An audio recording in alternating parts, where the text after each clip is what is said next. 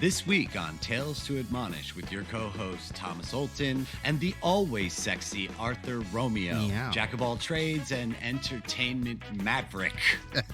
So this week, the two of us will be talking about M.O.D.O.K. Arthur thinks he can't get through the first episode, but I promise him if he does, it only gets better from here. We have a shortage of computer chips, which is making it difficult to get all kinds of stuff. Specifically, PlayStation 5 will continue to be available in limited quantities until next year, and scalpers are super excited about it. Rangers of the New Republic, much like PlayStation 5, won't be seen anytime soon. And we do trailers, more trailers, and then another trailer. And lastly, we'll probably talk about the absolute madness that is Army of the Dead. It is the most Zach Snyder thing to ever Zach Snyder. If you like that thing, you're going to love this thing. But the story makes no goddamn sense, and I will explain that to you shortly, Arthur. On the newest episode of Tales to Admonish! That's exactly what I'm going to explain it to you. Tommy. Oh, I'm so glad we're talking again. Oh yeah. It's the best. That's good It's the times, best. baby. I always look forward to this now. How you doing? It's like, I'm good. I'm just, doing my thing. I'm boring as shit, man. I just, living just to do this with you. We'll go with that. That's what I'm doing. Oh my love. How about you? What about you? I'm cool, man. I'm just working on a bunch of projects, from children book stuff to animation stuff and illustration stuff and voiceover things. Just like plodding along. I'll be able to make some announcements pretty soon. But Nice. As far as things that are out right now, everyone can check out Forgotten Baby. That's a book that was co-written by me and illustrated by me. It's about the tale of a girl going through foster care. And that's near and dear to me because I went through foster care in my childhood and it wasn't fun. So that's out on Amazon right now. And we announced that we're going to continue the series with 4 other books. So there's that, and then there's some other projects that I'll be able to announce shortly. So yeah, that's what's going on. Nice. I like it. I knew that you had done the book, but I didn't know it was available on Amazon now. So Yeah, the first one is. awesome. So anybody who knows us and loves us, go get the book on Amazon, or else do you really love us? Yeah. Do you really? Yeah. I don't think you do. If you're not Amazon right now buying a children's book, you know a child. Don't say like I'm a 24-year-old, whatever. What am I going to do with the children's book? You know someone who knows someone who has a kid. Give it to the goddamn library. Just buy the fucking book. Oh, the newest. That's what we call the hard sell, Arthur. That's the right. hard That's sell. right. I love that energy.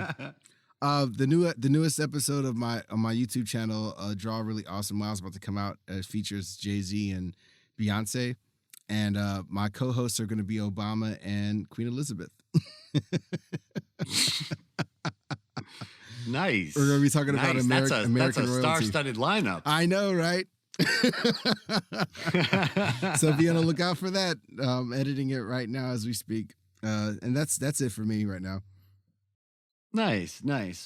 Well, I guess we got a fair bit of news to cover this week before we get into like the actual shows. Beep, beep, beep, beep. That's right. The little tidbits. We're just going to talk a little bit about some of the stuff going on. Something you had cued me into because I'm not much of a video game guy so much as you are, but you were talking about being a little bit pissed off that it's going to be up until 2022 before Sony can actually really start making PlayStations again, and that's going to mean huge prices on the secondary market for this shit. Well, I'm not pissed because I got my PlayStation 5, but like a lot of people, a lot of people don't, and that kind of sucks because, at this point, like I should have been able to play a bunch of games with friends, but like still a whole bunch of my friends don't have a PS5, and these scalpers have been making it like just horrible for everybody. It seems like there should be an easier way to deal with this. I don't know like how they're letting this happen. It's well, just the weird. internet, the sale of things on the internet has become such an arms race. I mean, I remember when years ago when concert tickets first started being sold online, and it's still a problem now, but right off the bat, it just became impossible to buy them on the primary market. Yeah. That this entire network of people who use computer automation to purchase things. You simply cannot compete with it as one person. And it's really changed the landscape of retail. It just sucks because, especially during the pandemic, when people really needed like this escapism, it's just you have these like really kind of like money grabbing, idiots, because like a lot of them are just sitting on a bunch of consoles that no one will buy for them because it's just like they're not playing into that game. So they're just sitting on all these consoles, man. And it's just like, man, you guys suck. Yeah, it's true. They it's always that debate over like, well, if I purchase something for less than it's worth and I go to sell it for what it's worth, that's my right. That's capitalism. And then the other argument is like, you have 20 PlayStation 5s locked in a storage locker because nobody will pay $2,000 for them. Mm-hmm. And that's fucking lame. Yeah, man. I mean, I avoid all of it by not buying any of them, but I but that stuff gets me too. I mean, but it's every aspect of retail. It's sneakers, when shoes get released and when anything rare. Look at we were talking about people getting shot over Pokemon cards and people racing in to buy the last of the stock of those cards and then resell them, on the internet. So it's a consistent problem. And the arms race is every time the manufacturers put in something to block the bots make an adjustment, the manufacturers adjust. So I don't really see an end to it anytime soon. And it's the reality of our situation right now. Same thing with GPUs, everything that uses a computer chip. And of course, people couldn't just go into the store and buy them. So Nope. like maybe that will change. It's just unfortunate that like they are having a hard time even making the systems now that like so much is, it's going to be a year and a half till like they can make more en masse.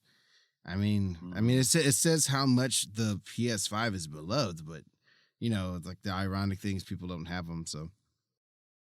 Well, yeah, and that chip shortage is affecting everybody right now.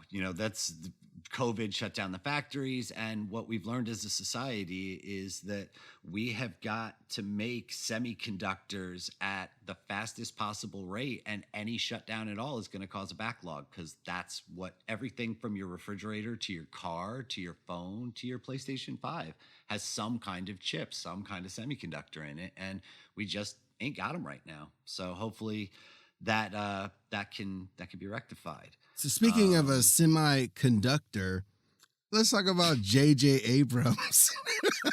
I knew you were going to mention this. Because I read that same article, and you have said on numerous occasions, what about J.J. Abrams? Okay, so the semiconductor, J.J. Abrams for the Star Wars franchise, the latest Star Wars franchise, admitted an article, and he's been good about this, admitting when he's been wrong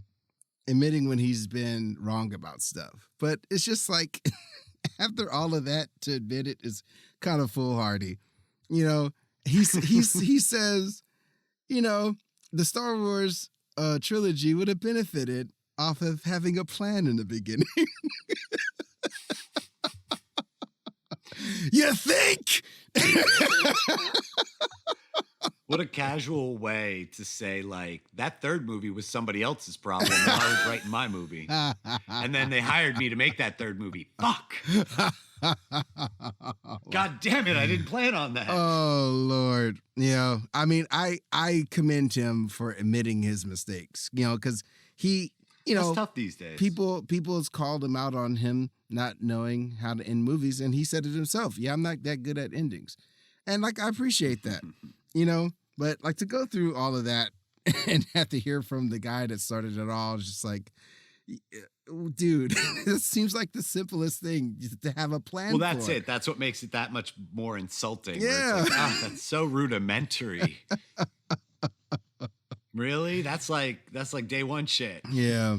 It's like, I mean, I said it before, but like I just see how the whole thing went. JJ was just like, okay, this is really tough, but I have the greatest idea. I'll just do the first one and make a whole bunch of bold statements and then let somebody else finish it.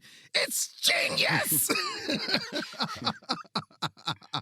Oh my gosh. Oh my gosh. Oh, and then Lord. that second one, which was just like left turn. Yeah. I mean, All that I actually stuff we love, set up. Nah, we were kidding. I love that movie. It's just not a good movie for a trilogy. But I love the conceptualization of Luke Skywalker as an older person in that movie. I thought it was fantastic. I thought his sacrifice at the end was like the coolest feat of any Jedi ever in a Star Wars movie. You know, but it's just why did you kill the main villain of the series? Why? Why? What were you thinking? Set up villains and then kill them. Ryan Johnson. Oh, Snoke. I want to know more about. Oh, okay. Ryan Johnson. What were you thinking? And Who is this Snoke guy? Doesn't matter. Doesn't matter. Doesn't matter. Red shirt. He's a red shirt. Yeah. The villain of the first one is a goddamn red shirt. Jesus. Well, in other Star Wars news, Rangers of the New Republic has been officially like totally backburner. Boo! And it is a shame because it's a great idea and a great world. The problem is that Gina Carano could just not talk. That's all she had to do. She had said a bunch of messed up shit and spent her time, getting her wrist slapped. Man, it really wasn't that bad, bro. It wasn't even really that bad what she said. But Disney just said, just stop. Like, exactly. But you know what? Look, you have to sell a ticket to everyone.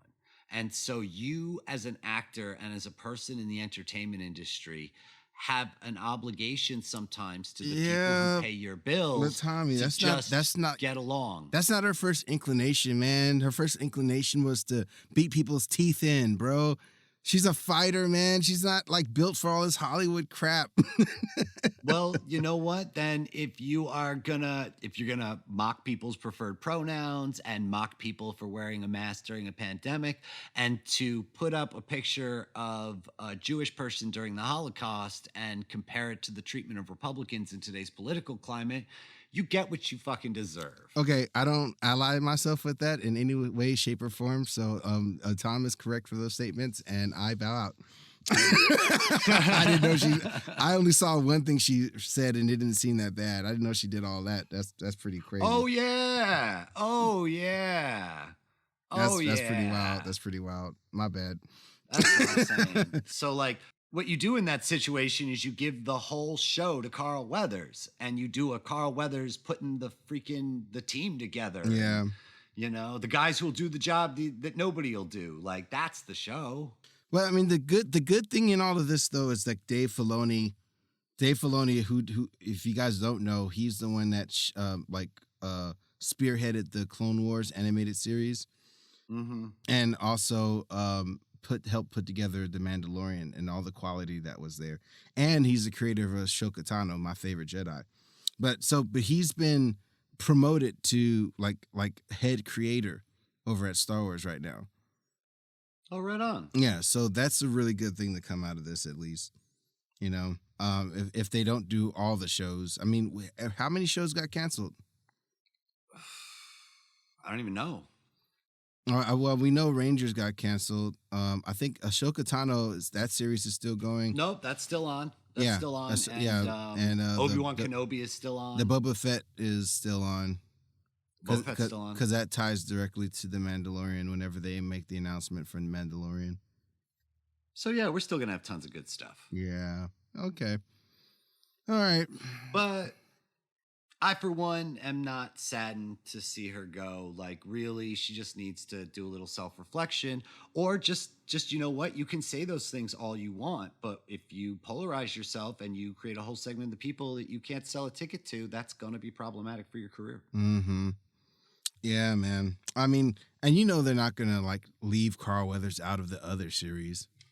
No, he's so good. I love Carl Weathers. Yeah, man, he's going to show up. Him. But, well, they'll figure out something for him. Carl Weathers, man.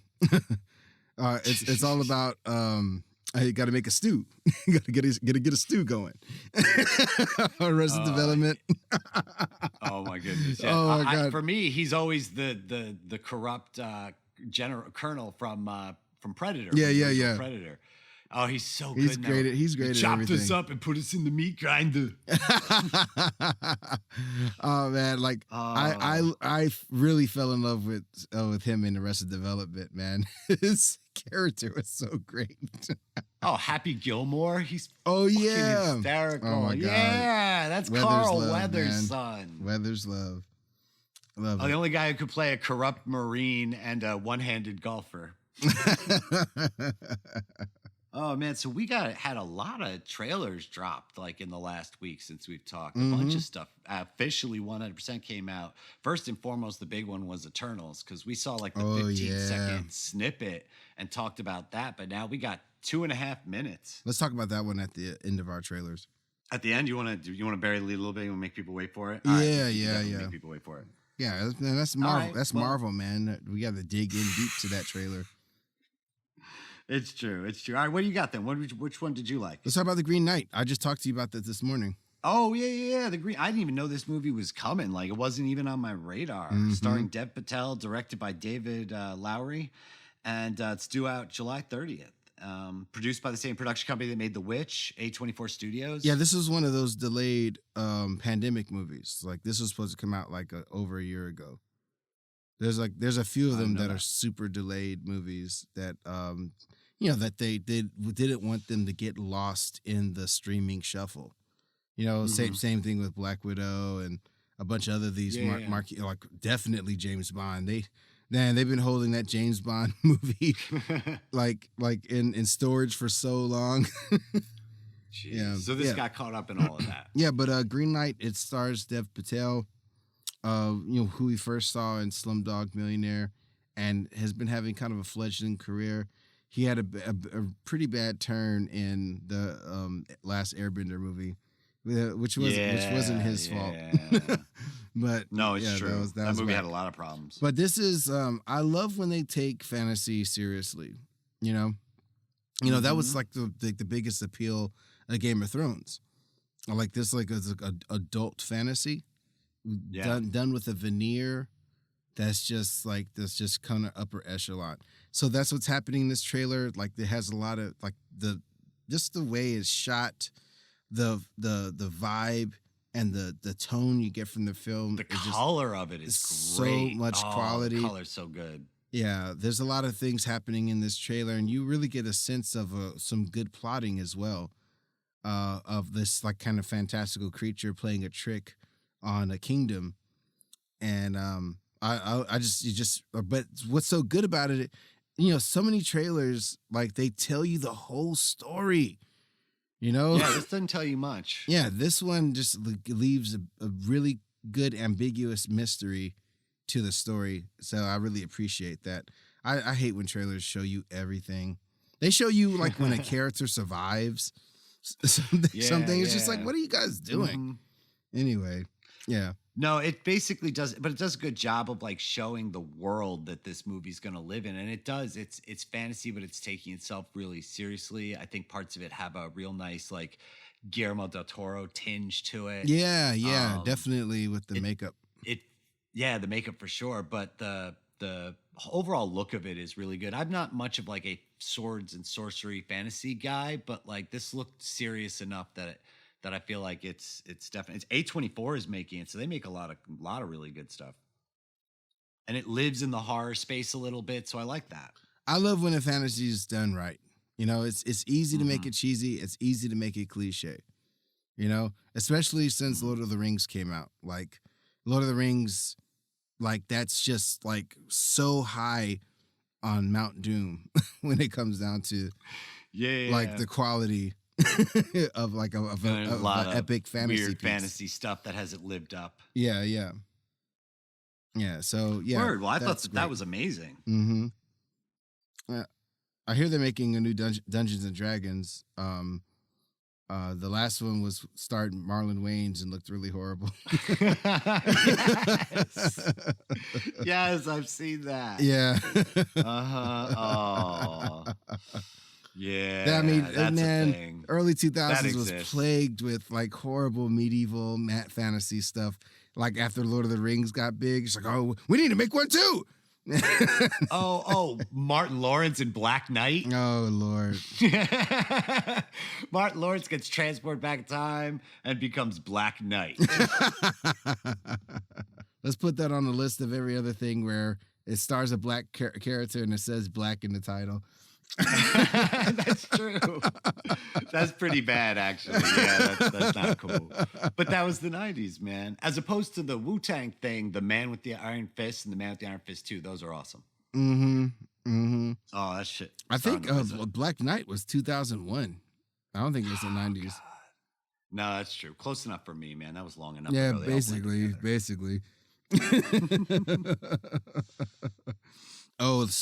We got to talk about Edgar Wright's new offering, man. Oh, yeah.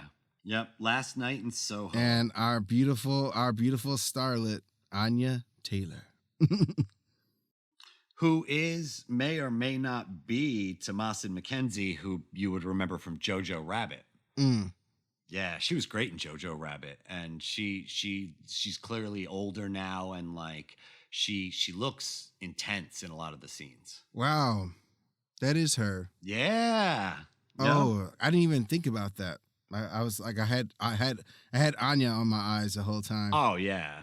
I thought she was like a new up-and-comer actress. I didn't recognize her. Well, I mean, I think she would still qualify as that. Yeah, she was amazing in Jojo Rabbit. She's had her coming out, so to speak, but this is a good next step. What I mean, I thought this was like her first movie. I see. You know, so yeah, now I remember her. She was amazing in Jojo Rabbit. She's one of the best things about that movie. Oh, yeah. Oh, yeah. Man, I hate the story of Edgar Wright in America. You know? Because, like, he's, like, one of the greatest gifts we have to directing right now. He's such a student of, like, all the greats. Yeah. You know? Like, that's what he's kind of been doing the last decade. See, he made his Spielberg movie when he did the Tintin movie. Yep. You know? He made his Tarantino movie when he made Baby Driver. Yep. And now he's doing his Hitchcockian sort of oh yeah, well, the shattered glass image at the very end of the trailer was super Hitchcock. Oh my god, dude, like who's done anything like that in recent memory? Yeah, he is such a stylish touch. Like, we didn't even say the name of the movie. It's something Soho. What is it called? Last Night in Soho. The movie is Last Night in Soho, and directed by Edgar Wright, starring Thomasin McKenzie, Anna Taylor-Joy, and Matt Smith of Doctor Who fame. I'm telling you, bro, like I'm so ravenous right now for like high quality movies right now. Yeah. And these trailers are delivering, man. Oh, this thing looks Edgar Wrighty, the shift in the color, and the I know he gets his own adjective now, I'm sure. But the great part about the trailer is it starts out and it's really kind of light, and like, oh wow, she gets to fall asleep and become a singer at a nightclub, and this is going to be light and maybe a little bit fun. And then as the trailer goes on, you're like, oh, this isn't going to be fun. You know, it gets a little darker and a little darker and a little weirder and a little darker. And then at the end, you know, you're full blown fever dream. Yeah. I mean, he's always making such a huge statement. Like, look at me, look at who I am, and look at what I could have been had you guys given me my fucking Ant-Man movie.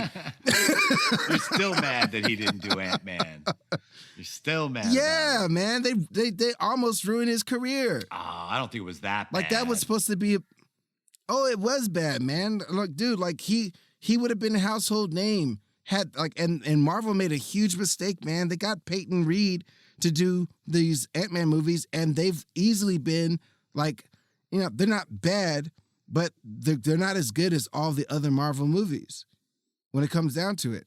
And what Edgar did, I don't know if you remember his test shooting, he was responsible for actually coming up with a cool way of making Ant-Man look great cinematically. No, I'm not familiar with that. That was all Edgar Wright. Yeah, he shot some test footage like basically showing Marvel how he could make Ant-Man cool. He spent all these years developing it, writing it. And during that time, and when Marvel was still trying to figure this stuff out, they were a little bit too rigid and a little bit too cold in how they dealt with this type. And especially when Pearl Nutter was making a lot of choices. Pearl Nutter is the guy that originally saved Marvel from bankruptcy. And I believe he was a toy guy, you know? And so this guy was making so many decisions that was squeezing all the quality out of a lot of the movies as they were going forward and forward.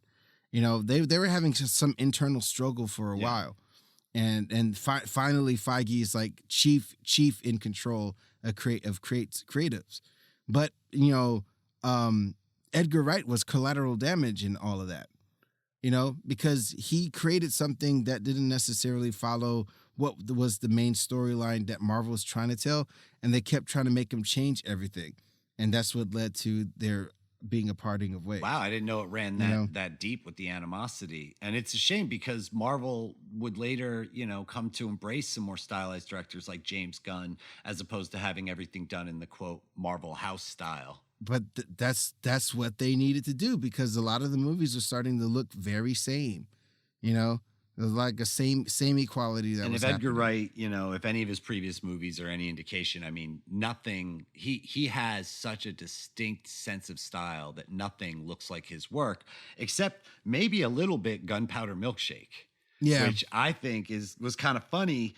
It really, really looks like Nouveau Pupachado aping Edgar Wright in a big way. The color palettes are very similar. And I've seen some people calling this Jane Wick. That's cool. But or you know, Atomic Redhead. Yeah, that's what I said. That's right. You go like Atomic Redhead, right? But you know what though? Like each of those comparisons, if you give me some good martial arts and some good gunplay with a female-led cast, I don't get to see that often. So I would watch the shit out of that. Well, I love Karen Gillan. Yeah, I love her, man. I love anytime she gets to be the lead in something. I mean, she's like easily like one of my favorite parts of the Guardians of the Galaxy. I think she's so hot in that blue outfit, man, that blue makeup and stuff. She's fantastic. Getting some Shatner vibes off you. Yeah, the green alien. Oh, yeah. Cruising space, taking up blue alien bro. Ladies. I love that, too. No, I have a quick story. So like I was doing a party one time and I was doing some caricatures and I happened to have Karen's parents sit for me. And she's this really just nice Scottish woman, and she just couldn't wait to talk about her daughter. She, my daughter's Karen Gillan. she's like, she's in the movie. Did you see the movie? I was like, oh, that's awesome. Nice. Oh, she was so cute. Well, she looks great. And then you have the rest of the cast is Lena Headey, of course, from Game of Thrones fame. Carla Gugino, Angela Bassett looks. She plays the old Marm, and Paul Giamatti and Michelle Yeoh. Yeah, Michelle Yeoh. I mean, they definitely got like a sick squad as far as like women.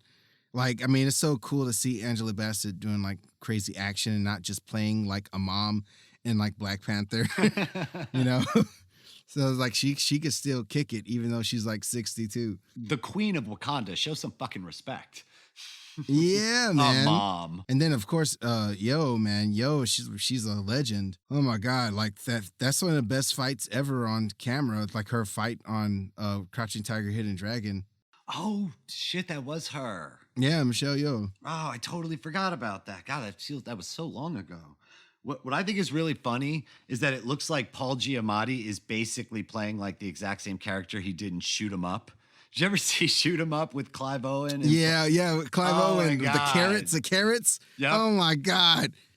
That movie makes no apologies. Like it is just it's guns the movie, and if that's what you're looking for, that movie absolutely delivers 100% on what it tries to be. But it looks like Paul Giamatti's basically just going to dust off that exact same character and come do Shoot 'Em Up 2 with a bunch of ladies. Is what it kind of starting to look like. And I'm here for it. You know, I don't need something to be overly pretentious, but it definitely looks like stylistically, this is a director who has relatively few projects. He's only got 2 feature length films under his belt, who clearly is influenced by Edgar Wright. You see it all over this trailer. I got to tell you, I like the cast. I like the title, Gunpowder Milkshake. Fantastic. But the look of it doesn't really seem up to snuff in standards of like what the current like AAA like action fare is. Like, even if you look at the presentation of Atomic Blonde, I don't know, it just feels a couple of steps below that. So time will tell when we actually see the movie. But like, with a name like Gunpowder Milkshake, I expected like a trailer to knock me off my socks, Well, Quentin Tarantino is a huge fan of this guy. If that's one good, I mean, that's a pretty good recommendation. I don't know, man. Have you seen his list of best movie of the year every year? Well, have you? Oh, Big Bad Wolves was on his like top movies of the year it came out, which was this guy Navat's movie. So he's an Israeli director, and this is his first like real budget he's getting to play with. So I think with that context, I think it looks like a good step and a proper movie all around. It might not be the top tier, but I think it looks like it'll be a fine addition to that genre. Okay. Again, time will tell. The great cast, it's just like you always, I mean, that's what made the John Wick things like so great. It's just like the presentation, the attention to choreography, and like, the look and feel. All of that stuff matters when we've seen these action things over and over again, Yeah, so we'll see. I'm here for it. But even if the story risks being a little bit, generic and just we're in it for the gunplay. Talk about a generic story, though. The Tomorrow War or the Day After Tomorrow War or something. I mean, it looks... Tomorrow War T2. It looks so forgettable. Like, Chris Pratt is charming. He is delightful. Yeah, he's great. He's gonna Chris Pratt all over this thing, and you're gonna love every second of it because he's delightful. But everybody else is in a different movie. If you watch this trailer, like his wife is super serious, all the other people around him are super serious, and he's got a smirk on his face, and as they're all gonna go through a time portal to fight in a time war, like he's been there before. Like, I get that you're a retired Marine / school teacher. You are still leaping through a portal in time. Like the Chris Prattiness of it, like you're not Star-Lord. You haven't done this before. You are so Chris Pratt right now. Yeah. Yeah. But, I mean, it looks like fun. The special effects look great. And if the characters, J.K. Simmons is in this movie, so that means it's only going to be so bad. I'm glad Betty Gilpin is in here. I love Betty Gilpin from Glow. She plays the wife. Yeah. So it's just like, I mean, it would have been great if they both would have went in. I hope it's not a thing where she's just sitting at home. Well, they even have a scene in the trailer where he's like, if I don't go, they draft you. And so that's a little tropey, but it's okay. It's all right. Yeah. Like, I mean, to me, like that script would be like, yeah, so what if they asked me to go? Like that seems to me like that's where the story kind of should have went versus just like a man's got to do what a man's got to do. Yeah. But if you want Chris Pratt to go fight aliens in the future, then his wife can't go in his place. If it's that drastic, why aren't they just taking all the adults? Well, somebody's got to care for someone. Think of the children, Arthur. There's not going to be a future. That's what I'm saying. If it's super drastic, why aren't they taking everybody that can fight? Well, like they'll have somebody take care of the kids. I don't know. I can't pick apart the whole plot from the trailer, Arthur. I have no fucking clue that's going on in this movie. Chris Pratt is braying like an ass at a child's birthday party. Then apparently soccer is a huge sport because people are watching it on television. And then Rangers from the future they're just trying to sell to the world, bro. Yep. They're just trying to sell this to the world, bro. Like they are not being like not transparent about Fair enough. That and then fact. These Rangers from the future come and say, hey, we need everybody to come and beat aliens because 30 years from now we are totally screwed. And so Chris Pratt comes out of retirement and then gets to go to the future and fight what look to be these weird sort of spidery multi-appendage. They show them very briefly. Generic alien. Yeah. Generic alien. They sound just like I think Predator. it's what their species is called. That's their species. Generic alien. They sound just like Predator, though. So Oh, I yeah? don't know what that was about, but like maybe it's just they sound like Predator to me because that's what Predator sounds like. That's a regular dialect in Quadrant 9. So. But you know, like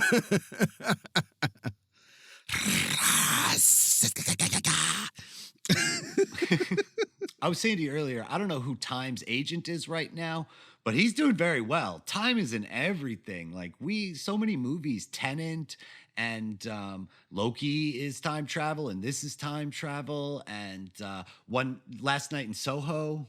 Yeah, it's time travel and time loop. Those have been the popular things that's been happening now. Like Russian Doll. I was telling you, you and Rachel need to watch Russian Doll. We're gonna catch up with that. And that game that I mentioned that I'm playing on PS5, it's a time loop game called Returnal. It's really cool. It's basically like an adult Metroid. Oh, nice. But mixed with the Geiger style of Alien. But yeah, a lot of time travel like the stuff environment in of the video game. Mm-hmm. Wild. Yeah, I mean, that probably speaks a lot to like our focus, like our laser focus on nostalgia, on being anywhere but here and now. Yeah. The crux of our fictional fantasy for society right now is being anywhere, any fucking place but here and now. Oh, the spoilers, the Nevers, another one that's dealing with that same stuff. Like, it's wild that that's become such a thing now, but maybe it does have a larger sociological implication for what we want to consume. Speaking about far in the past, like that's kind of what we're seeing with the Eternals. Yeah, there's another one. This is Marvel's story that's like a time expanding story that takes over the course of centuries and centuries and centuries. So this is really cool, man, because Marvel, like what's kept them like really going is that they apply a different genre to each one of their superhero movies. So this one is it's like a history epic, Yeah, it looks like an epic. And that's freaking fantastic. Have you seen that trailer? Oh, of course. I mean, it's directed by Chloe Zhao, who just won the Oscar. So like you could scarcely do better than her. And it looks huge. The thing looks huge. Yeah. You get those big spanning landscape shots to like the gorgeous Bollywood overhead shot that they give you. Like so much like diversity in the subject. The Babylon, the stark blues. Cinematically, it just reads as like a Oscar bait movie. Yeah. Like it really belongs there with the way it looks. Like, who's the director of A Thin Red Line? Terrence Malick. Mm-hmm. Terrence Malick, right? I believe so. Yeah, it's like Chloe Zhao very much has that style as well. The very ethereal, like spacey, like living in the moment. Sort of like filmmaking. Well, and this trailer really touched on a lot of what you said about, one of the previous ones, which is this trailer really shows but doesn't tell. Like this, they don't really give you much to know in this trailer, but they show you a lot. Especially that cast. I mean, I was really intrigued with this project for the past couple of years because it's just like, it's so disconnected from the story that they've been telling for the past 14 years, with a full, completely different cast, and a lot of like superstars in the cast, like Angelina Jolie, who looks fantastic in this movie. Selma Hayek. Oh my God, Selma Hayek. Oh my God, like the Brian Tyler Henry, who's still kind of an up and comer, but like such a solid actor. Well, I think this is going to signal his arrival. Yeah. I really do, because I think when you see him play this cosmic god, and then and by the way, we're always going to talk about Atlanta. Okay, that's just the way this show's gonna Yeah, be. sorry. And then you watch it on Atlanta. Not sorry. No, I'm not sorry. That show was amazing. You know what? Turn off this podcast, go watch Atlanta, then come back. We'll wait. Yeah, we'll wait. But no, but you look at the difference and the range that he is showing as a legitimate actor. It's fantastic. Like, Yeah, I he's think great. this is really Plus- going to plus cement who he is. He's an LGBTQ member, and so that's really great that Marvel's really taking that stand to make the main characters like having the inclusivity and having a main character like have that station. So I think that's great. Yeah, I totally agree. I mean, Kumail Nanjiani is looks even better every single time. You freaking like, this guy is primed again. I think this movie is gonna like really make household names out of a couple of people. And it's coming out on November 5th, and it's going to be released in theaters. But I think they're also going to do like the $30 Mulan model, as far as being able to watch it at home, because I think some people are still going to be hesitant even in November to go back to theaters. But this looks like a movie you got to see in theaters, though. I mean, they're releasing so many movies that's theater only, like right now. So I don't know. I feel like, for a Marvel movie, I don't know. It seems like they wouldn't do that to a Marvel movie. I could swear that I had seen that, although I reserve the right to be wrong. Because some of these other movies have just been theater only. Yeah, you know what? As I'm looking at it here, they have not confirmed one way or the other how they're going to do it. It has been speculated that there would be simultaneous release, but there's been no official confirmation from them. So I am wrong. It is definitely theatrical, though. I guess they're going to see how Black Widow does. That's a good point. That'll because probably influence these Marvel TV shows have been doing gangbusters. Getting them so many subscriptions. Oh yeah. Oh, it's amazing, and only more good stuff to come. Loki will be on June 9th, and they dropped a couple other little bits. Nothing really worth talking about, but we're looking forward to it. That's going to be freaking awesome. Mm-hmm. And then, but yeah, and then other Marvel-y stuff that's going on is M.O.D.O.K. Which I know we're a little bit disagreed on it, but I just want to start off by saying this. I know the first episode is not the strongest episode. I've watched 4 episodes now. The first episode, I was like, ho-hum. And then the second episode, I was like, it's getting a little bit better. And then the third and the fourth episodes were freaking great. Mm-hmm. And so that's been my experience so far. Yeah, well, like I'll take your advice on that. I watched the first one and I was just like, this is technically funny, but I'm not laughing. Like, that's how I feel about The Simpsons now. Like, this is definitely that's a good way to put it. It's definitely written by like very smart, like probably talented people, but it's like I'm not laughing. So I don't know. I mean, it has all of the right ingredients. Seth Green, like the whole Robot Chicken vibe. You got Patton Oswalt, who's just like such a perfect foil for like geeky Marvel stuff. Oh yeah. It's their chance to do animation and poke fun of the whole Marvel universe. But I don't know. I don't know. Maybe if M.O.D.O.K wasn't the main character, that's how I feel like when I was watching the first episode of this. Yeah. Well, as it goes on, we're definitely going to get a lot more info on the other characters. But the thing that really saved it for me is that as the episodes go on, it plunges it right into the Marvel world. So that sounds good. So you're going to get more Iron Man. You're going to get miscellaneous villains. And this thing is turning into like the most comic fan servicey thing. So if you aren't deep on the Marvel lore, but you like Robot Chicken, it still works and it'll still totally work for you. But if you are deep in on the Marvel lore, there are so many Easter eggs and bits, and it lives in this weird little absurdist Marvel world as it starts getting further along in the episodes. And I think that's going to make it a lot more enjoyable for you. Yeah, John Hamm definitely makes a good Tony Stark. Oh, he's only funnier going forward. He really is. And Whoopi Goldberg as Pound Cakes, which was like an obscure Silver era villain. Oh, man.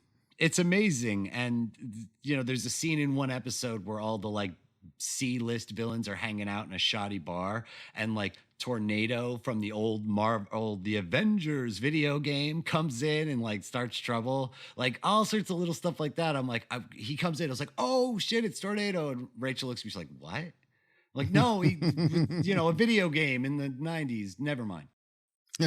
So like there's all sorts of fun stuff like that in there.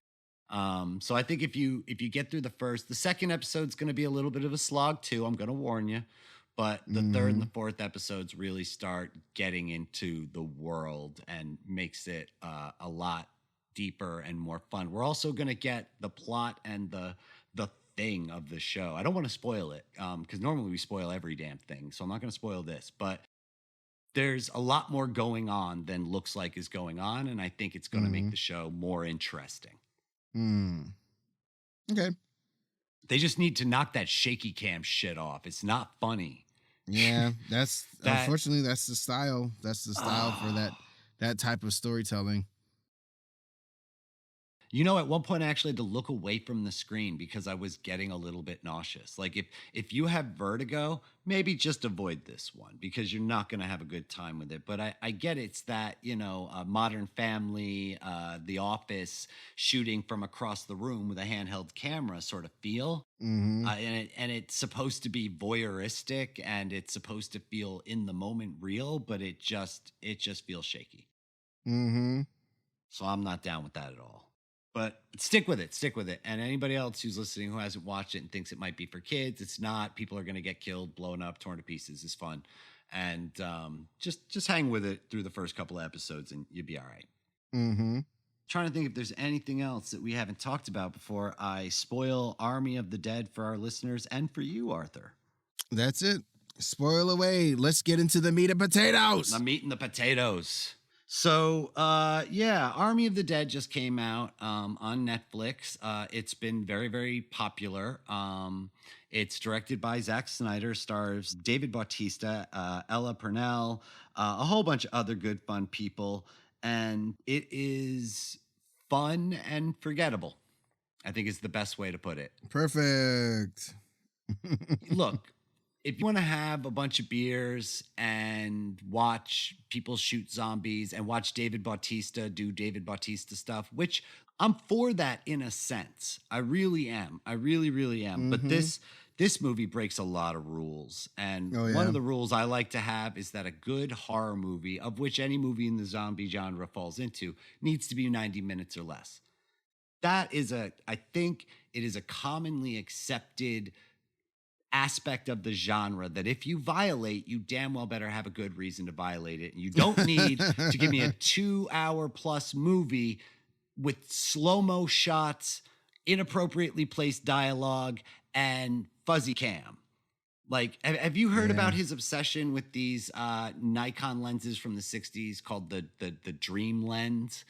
And what about him? It has a really narrow focal point. So only the thing that is closest in the dead center is in focus, and everything else around it is blurry. There is so much blurry stuff in this. I don't understand the creative. Like, I get that it's a creative choice, but I don't get it. Like, why blurry stuff? Why? Now, part of it, as I understand, is because one of the big things that people know this movie for is that Chris D'Elia, who had been found to be grooming minors, was admittedly edited out of this movie and replaced with Tig Notaro, which was a fantastic choice socially and creatively, because Tig Notaro is one of the really fun focal points of this. She had some very popular specials on Netflix. I love Tig. Delightful as the snarky, surly helicopter pilot, person. And so it's got some good stuff going for it, but like the story is completely banal. It's just it makes no sense. If you stop to think about any part of it at all for more than just a moment, no sense at all. And I'll tell you another thing. If I never hear another slowed down, female-fronted folk version of a song again, it will be too soon. Just stop with the slow-mo and stop with the covers. That's another thing in trailers too. You notice like every other trailer now has like a half-speed acoustic cover of a classic song. Like, Yeah. just stop. And Stop. again, like Atlanta made fun of it. Yes, Atlanta was on this years ago, and it's still happening. We've already passed the point of parody on this shit. We are past the point of parody. So just stop. Mhm. But Zach Snyder got a Snyder, and he Snyders all over this thing. Zack Snyder, can you stop snidering? Exactly. All over this, It's like please? when James Gunn wrote his first of the Dead movie, and James Gunn was like, maybe I think went out and had a beer with Zack Snyder and told him all of his plans for how he was going to use music creatively in his movies in the future. And like Zack Snyder drunkenly half remembers that plan. And that's what this sounds like. Because they're so cliche. Like what we all now know that Gunn can do artfully, Snyder applies with a goddamn sledgehammer. My point, spoilers. Oh, before we don't say anything further, spoilers from this point forward. But it's a zombie heist movie. And if you can't write that in your head starting right now, then go watch it because it's going to be fun for you.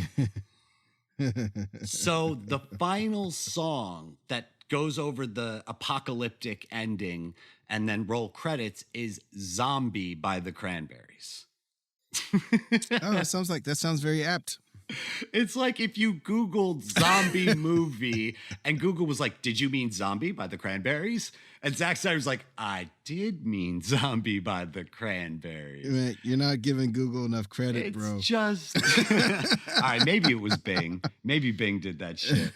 But it's like apply with sledgehammer. You know what I mean? You know, and it has your prototypical of the Dead ending where everybody just about dies.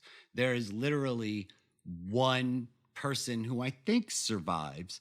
But to give you the plot of the movie very quickly, a rich casino owner has $200 million locked in a vault below his casino in Las Vegas.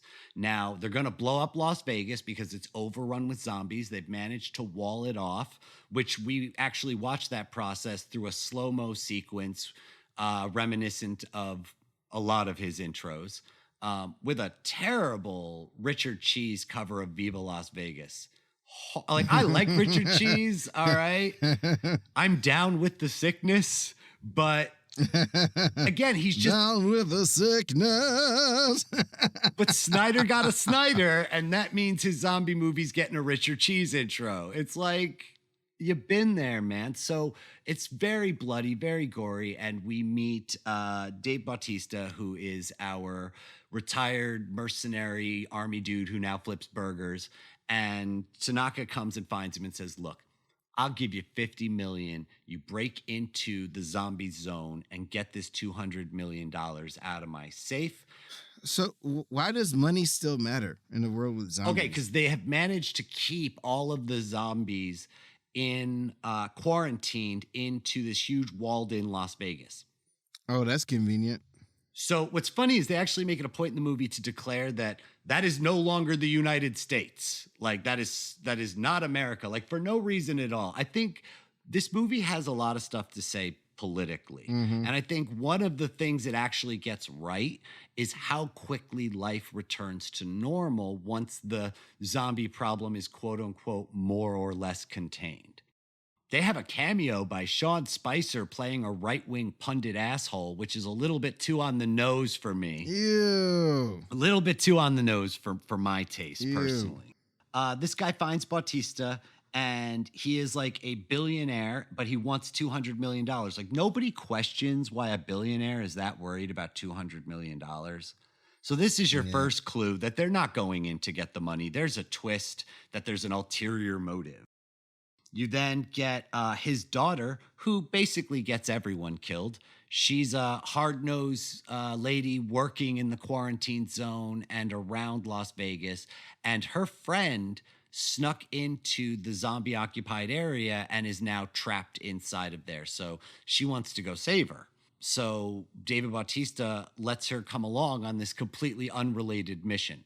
The ticking clock, because if you're going to have a heist movie, you got to have a ticking clock, is that a nuclear bomb is going to be dropped on Las Vegas to end the zombie problem once and for all. So they got to sneak in, get the money, and sneak out before the nuke goes off. So they assemble their ragtag team, which consists of Ana de la Reguera as Maria Cruz, who secretly loves David Bautista, but is a withered soldier of fortune as well, who never told him how she felt. You have Amari Hardwick as the delightful Vanderhoe when they team up this sort of like aggressive shoot 'em up guy with Matthias Schrodenhofer as the German Dieter safecracker, right? So they've got to bring like a weird, quirky German safecracker, despite the fact that the guy who sent them owns the safe. Give them the combo. Why do you need a safecracker to crack into the safe of the guy who owns the safe? And you would think that there's going to be some twist at the end that that's because he doesn't own the safe, and you'd be wrong. All right. And then you got Tig Notaro as the pilot. And one of the other things that this movie actually does right, which is to say that they go and they get YouTubers, because there have become all of these YouTube channels that surround people who sneak into the zombie zone and shoot them off like a shoot 'em up game. So the same way you'd watch somebody play, Gears of War or something, you can now watch them like go shoot actual zombies, and they go recruit like the world's most famous zombie shooting YouTuber, which I thought was fun because that's what you would actually do. And he's delightful. And then they get to the business of meeting up with a woman who is a coyote. She sneaks in and out of the city of the zombies, and she helps them sneak in. They of course get picked off one by one. And it turns out that the obligatory, Commander Flag character, the escort for this suicide squad, turns out his real objective is to collect a zombie head and bring it back. Why? Because the government wants to, because once they nuke all the zombies, then whatever's keeping them alive and whatever is the thing that makes them the undead will be lost forever. So the government wants to weaponize it because, the whole movie starts with a government transport vehicle that gets hit by a car while a man is receiving from his wife, while he's driving. And And so he's distracted and he crashes into this military convoy carrying what we will later term an alpha zombie. And the alpha zombie is apparently bulletproof until the end of the movie when he isn't. And escapes into Las Vegas, and then that's what gives us our slow motion montage of Vegas being overrun and chewed on and zombified. Perfect. So the government wants their asset back. So why you don't just hire a team of mercenaries to go in and get the head and come back is beyond me. Because by the time the guy has collected the zombie queen's head, which is always a bad choice because then the zombie king comes for you. He's right by the entrance to where they snuck in. He could just leave. He doesn't have to go complete the mission of getting the money. He makes it a point later in the movie to say the money means nothing. Well, fuck, you were on level 1. You could have just left immediately with the asset and the movie is over. So that makes no sense. So in any event, they get there. They fight through an army of the dead. People get picked off, as you expect. Safecracker cracks the safe. They get in there, they get the money, and they have to get the money to the helicopter, but all hell breaks loose. David Bautista's daughter, with 30 minutes left to go in the movie before the nuke goes off, decides, well, we found the money. I'm going to go find my friend. She's now going to go search a zombie-infested Las Vegas for her friend MacGuffin and get her back to the helicopter. How? Like, even if you find her, what's the next step? Like, she just runs off into the city because we need more stakes and we need the ticking of the clock to mean more. And so somehow David Bautista escapes with the pilot. They find her. Improbably, her friend is still alive after days of being stuck in the zombie zone. And they get her back onto the helicopter. the zombie king rides a horse as fast as a helicopter travels, apparently, and catches up with them. Oh, zombie horse, by the way. Zombie horse. And then... High octane. And then, of course, he bites Dave Bautista. And Dave Bautista's got to have that moment with his daughter where he's like, I loved you and I'm sorry I was a bad dad. She's like, you were the best dad. And she shoots him. And then maybe the lady that the whole third act of the movie existed to find survived the crash. Maybe she didn't. We never know. We don't even see her in that scene. You said spoilers, right? Oh, yeah, I said spoilers. But she's a MacGuffin. She doesn't even matter. Like, maybe I'm not spoiling it. I don't know if she's dead or not. Like, they don't even address the character. Like, she was the whole point that the mission deviated and everybody got killed and you found her in all of this madness and you got her on the helicopter and the helicopter crashes and she has her moment with David Bautista and just then walks off. He gives him, he had stashed some of the loot under his body armor and he gives it to his daughter and he's like, go start a new life with that lady's kids, because she was trying to save the woman because she had children that were in like an internment camp. It doesn't matter. And so because maybe she's alive and walked back and made it to her kids. I have no idea because she was so important, but then she wasn't. And then we find out that one of the soldiers on the ragtag team got locked in the safe and survived the nuclear blast. So he gets out of the nuclear blast with big duffel bags worth of cash, walks presumably out of the now irradiated Las Vegas without succumbing to radiation poisoning, buys a private plane, and then flies to Mexico. And it's on this plane, on his way to Mexico, he realizes, oh man, I've been bit. And so now that's the second movie, Army of the Dead, New Mexico or Mexico. I honestly don't remember if it was one or the other. So it's a setup for the other one. A couple of things to note. We have a zombie tiger. That is freaking awesome. We have zombie robots. They get shot in the face, and underneath their skin, you see that they're like RoboCop with like green or blue glowing eyes. This will never be explained or even acknowledged. Who the hell made those? Who knows? They literally don't even acknowledge it. Nobody goes, oh, fuck, that one's a robot. Like, where? What? What? Why are some of the zombies robots? And it's not even like, well, they didn't really explain it. Nobody even acknowledges it. It's just like Sucker Punch, man. It's like Zach Snyder's like, I'm just gonna do whatever I want. Yep. Wouldn't it be a cool idea if you revealed it and there's like a robot underneath there? But like, are you gonna explain it? Somebody fire that person. So much slow-mo, so much like pop. That's what makes those movies long, man. Oh my God, so much pop music. It just, and then the characters at one point, we know we have about 15 minutes to get out of the city before it's blown up. And the one character reveals to David Bautista that I've always loved you. And I'm only on this mission to look after you and to make sure you survive because I love you. And it's like, that's really great. But we need to get this money on the helicopter and get the hell out of this building. And then while she's diatribing, she gets killed by a zombie. And it's like, couldn't you have set that up earlier in the movie to give it some time? It's like somebody got to the point of where like, ooh, you know what? All of these people are about to die at the end of this movie, so we better give them all some emotional resonance. So like everybody gets these last minute moments and they don't work. Wow. Yeah, I know. I talked a lot. God, I think exhausting. That's the most talking I've ever really done. That movie hit a nerve, man. You guys just watched Tom go to F off. They power an entire hotel's worth of electricity on about 15 gallons of gasoline for the whole movie. All right? Because they have to bring fuel to fuel up the helicopter and to fuel up the generators for the hotel that they're breaking into so they can get the safe powered up.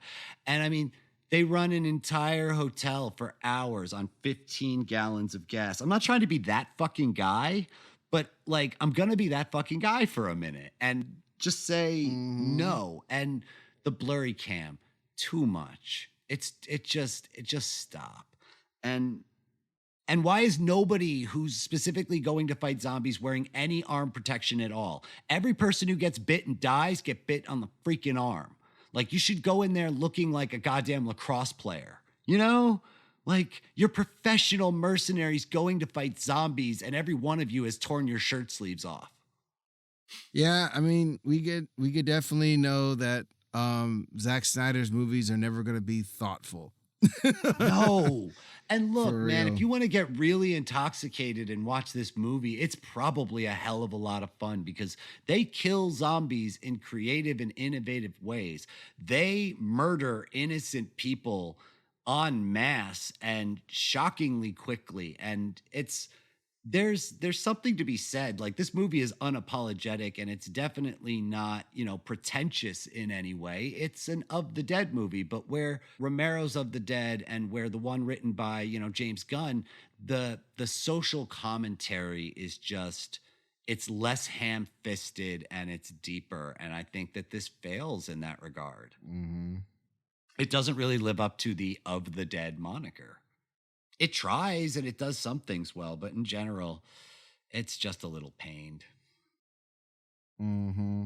Oh my God. There's so much about it. I'm looking at my notes now. Oh, do you know that $200 million weighs over 4,000 pounds? How are you going to get $200 million out of a vault in the basement to the helicopter on the roof with like 5 people? It weighs 2,000 pounds. I guess the movie takes off half of those pounds. Oh, they never get the money out of there. That's how they deal with that problem. The money, they don't get the money. That's like at the end where he reaches in and pulls out that one last thing and he's like, I saved this for you, like he has one bundle of cash for his daughter and that's the value of the whole job. And of course, now the infection has gotten out and has spread because the dude's on an airplane who's bit. So, and maybe I'm asking too many questions, but if this movie had been an hour and a half long and didn't try to be overly art directed, just excessively art directed, then I would forgive those things. I would forgive them. But because you made me sit there for 2 hours and 15 minutes and watch this shit, I do not forgive. Yeah, I mean, it's always that slow motion, that like really hefty chunk of slow mo that makes his movies longer. I mean, that's really what it comes down to. Oh, and you get the Zach Snyder intros and Yeah. like in the intro, you watch this lady try to save this kid for the whole intro. Like, I'm going to get out of here and I'm going to get this little girl and we dodge these zombies and we dodge that zombie just for her to get killed at like the last second of the intro. You know what I mean? It's graphic, it's violent, it's bloody, but I expect it now from him. It's just so Zack Snyder-y. And I think that there are places where that works. I mean, 300. Mm-hmm. That's where that sort of style works. But in this, I mean, it doesn't get any more perfect than 300. That's like really the best work for him. Yeah. And Watchmen is second. It feels like somebody going out and playing the hits and not even considering the story, that the story makes no sense. That none of the characters' motivations make any sense and that nothing resolves anything and that it just sets up another movie and that you sprinkled in so much crazy stuff. We have zombies that can do kung fu zombies. But again, we're not going to explain none of it. You have to wait for the second and third movie to know that. Yeah, I just think Zach is in a bubble where like things like rationality, that's not his movie language. No, he's playing visually. I think he might actually have been his own art director on this film. I think that might be the case. I'm not sure, but I'm pretty sure it is. And it's just, it's everything is applied with a sledgehammer. But all of that, all of the shitting, and you know me, I'm the positive one here. But hey, what are you trying to say? What are you trying to say, homie? I'm saying stop being the angry black guy, for Christ's sake. For 1 minute, if you would, please. Fucking stereotypes, I swear. We're trying to make progress in this society, Arthur, and you have to be the angry one? We're just playing into it. We're just leaning in. Why you little? Glad I'm 3,000 miles away now. But no, I mean, like, Omari Hardwick is great. He's legitimate fun. Tig Notaro, again, fantastic. The lady who plays the coyote, like, steals the show. Nora Anzin God, she's got another European name. Oh, Jesus. Nora Arnedezer? Arnedezer? Jesus Christ. I don't know. But Raul Castro. You fucked it up. I know. It's all consonants, man. Help me. And a Z. In any event, she's delightful. The blonde lady who plays the coyote is delightful. Mm-hmm. But so, like, you know what? Make sure you have a couple of beers before you watch it. And if you want to watch zombies get their heads blown off, and sometimes I just want to watch that. Like, I think this is a great background movie. This is one of those movies you could put on and, like, sort of, like, clean the house and then pop in and go, ooh, and watch a zombie get shot. But that's about it. Yeah. Ooh. Oh, shit. Why is that zombie actually a robot? We're not going to explain that. It's a robot zombie. Nope. Move on. Okay, I guess I'll go do the dishes. And that's how you should watch that movie. That's my review. So, watch it or don't, depending on your state of intoxication. Well, I'm glad you watched that, so I don't have to watch it. Yeah, no. I'll probably watch it at some point so I could share in with the vitriol. You will. Just put it on for background. There's nothing like delicious vitriol. Less filling. That is a perfect movie to watch while you're on your phone. Yeah, so now we have Loki to look forward to. That's coming up pretty soon. Mm-hmm. Yeah, we got Black Widow to look forward to. Yeah. I didn't get to mention this earlier. I saw we don't talk a lot of anime, but I saw Demon Slayer. My friend Cedric Williams, he did the voice for one of the characters in there. So I pounded through this series and saw the movie. It was pretty intense, man. It's like really great animation on there. So I could recommend that one if people want to. Any anime heads out there want to see Mugen Train Demon Slayer. Well, shoot, I'll have to check that out. Shout out to Cedric Williams. Yeah, he's killing it in the voiceover game right now. Oh, we'll have to have him on the show. Oh, right on. Yeah. Oh, that seems like all we have today. Well, all right then. So, Arthur, if people want to find you on social media, where do they find you? You can see me on Instagram. I have 2 posting places there. Dreamboat82 is my regular posting place, and then I also have one from my YouTube channel, Draw Really Awesome Wow. And then you can also see me on my website, www.arthurromeo.live. And check out the full season of Yashahime. I play Jubei on that show. It's on Hulu. All episodes, all the dubbed episodes and subs if you're into subs. But all the dubbed episodes are out on Hulu right now. And I'm really proud of the work I did on that show. And yeah, that's a bit about it for me. Oh, hell yeah, man. Well, I'm a little bit easier. You can find me on Facebook at Thomas Olton, or you can find me on Instagram at Thomas Olton. Other than that, I thank you so much for joining us. If you like the show, please go on to your Apple or Google or Spotify app of choice and rate and review us, and only say nice things because we're nice people and we deserve it. And I know Arthur definitely deserves it. Yes. And yeah, so if you would, and join us again next week on Tales to Admonish. I said I wasn't going to do the lead-in again, but I'll definitely add reverb this time. Yay! Bye, guys. Bye.